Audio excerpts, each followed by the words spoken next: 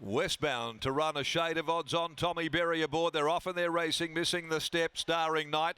Superfluous Cavett have gone back. JD with its ears ridden off, looking for the lead, coming across, trying to burn off Desert Waves, and going forward Stylish Lord as well. Up there Tropicone, Playing Quest as well as Talongatta, but it found itself wide when they got going.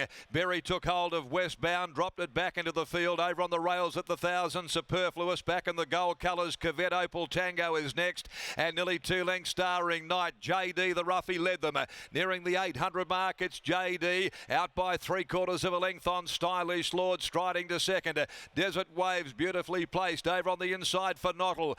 It's down on the rails just in front of Talongatta. Over on the outside, Westbound going 3 deep, a fair way from home. On the rails to Playing Quest. Tropicone had got back off the pace. Around the outside, following the favourite Cavett. 1.5 lengths, Superfluous and Opal Tango. Starring Night whipped the field in on the point of the turn now. 350 left to go, and JD on the inside with a slender lead, joined by Stylish Lord. Here's Westbound though, and in behind them Desert Waves with Cavett running on at the 200 mark, and Westbound reaches the lead. Westbound, Berry draws the stick in the left hand, kicks away with 100 left to run. He's putting them away, Westbound far too good. Westbound won from Stylish Lord. There was about 4 for third, including Superfluous on the outside of Cavett. Over on the rails then, Playing Quest, and also right there is Stylish Lord. Back behind those Desert Waves as well in that group of horses. A good margin, Opal Tango, Talongatta. The pacemaker dropped right out. JD back with Starring Night. And the last to greet the judge and finishing a long last, in fact, is Tropicone. A very happy Tommy Berry. Back in WA, where he spent a bit of time quite some years ago. Reacquaints with his good mate Michael Grantham, and has delivered Westbound a very, very easy win from Stylish Lord. Maybe Superfluous on the outside third. They were queuing up. There was a bank of them. 5, 1, 6 and 10 are the numbers. 5 Westbound, an easy win from Stylish Lord, and 6 Superfluous, with 10 running fourth, Playing Quest in 124.18. 2 lengths and 1/2 length of the official margins. Westbound to Toronado gelding out of the Perth Cup winner. Western Jewel is proving to be a very, very good broodmare. And at his first run in the blinkers this afternoon, Berry took hold just after the start. He did get going and started to wind him up about 600 from home. He didn't mind going forward 3 deep there and putting the horse into the race. He had them covered very comfortably and has won by a margin and extending. Second home, Stylish Lord, number 1 by Playing God out of Aura Miss. Chanel Cooper, the rider, for Russell Stewart. And third, number 6, Superfluous by Needs Further from Tureen. Raced by Ellie Crisp, trained by Simon Miller and ridden by Clint Johnston Porter.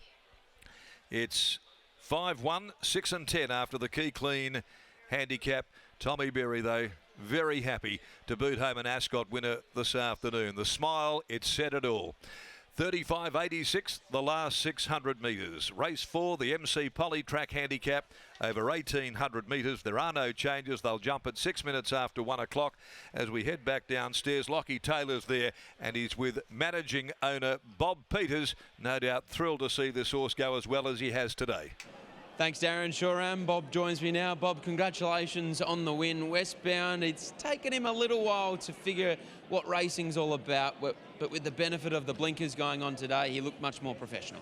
Yes, and you know, I think he didn't know what hit him when he had to whip in the hit with the left hand that hard. He didn't know what was going on. Despite having to do it the hard way throughout, he was 3 deep without cover. He just looked to cover them so easily around the home turn. Yes, it was good to see that. We've always thought he had a bit of potential, but he hasn't really been living up to his pedigree. But today he looked really good. Speaking of his pedigree, last preparation, he got out over 1 mile and 1. What does his pedigree suggest in terms of what might be his best distance moving forward? Oh, anywhere 1,400 to hopefully 2,000, you don't know. Hol enough, out to 1,800 metres today. Is that any cause for concern, or is that the distance he's looking for?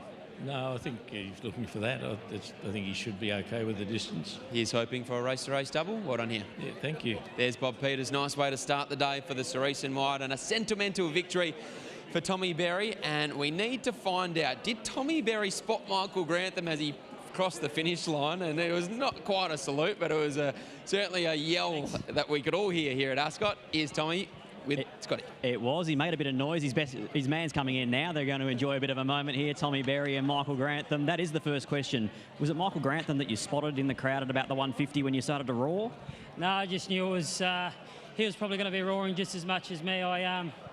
He's been trying to get me over here for a while to ride a winner for him, and he was obviously, Nathan was apprenticed to his mum, Kelly, and when we're over here through EI, and he was just our valet then, so to see how much he's come on, and now he's Bob's #1 trainer. I'm very proud of him, and it was a bit of a messy watch, but we got the job done. Shades went on today, and it seemed like he travelled nicely enough, and then you were happy to allow him to slide when you were caught 3 deep. Yeah, well, we were going to end up in a nice spot. The horse inside me ran off the track after about a furlong and a half, and took us about 6 or 7 wide, so I had to just play the cards I was dealt there and got him into a nice rhythm, and I knew I had the second favourite on the fence, so I just moved up enough to make sure Holly wasn't going anywhere, and once we had her where we wanted her, it was a pretty easy watch, I'm sure it would have been. His mum won a Perth Cup. He looks like he lead up the ground too. Yeah, he does, and great effort by Michael and Bob to put the blinkers on him. It's obviously switched him right on because he was hitting a bit of that flat spot in his last couple of starts, and yeah, he's a lot more relaxed type than what he was early days, so it shows how much he's matured, and he'll come on a lot from this. An expectation for Caballas?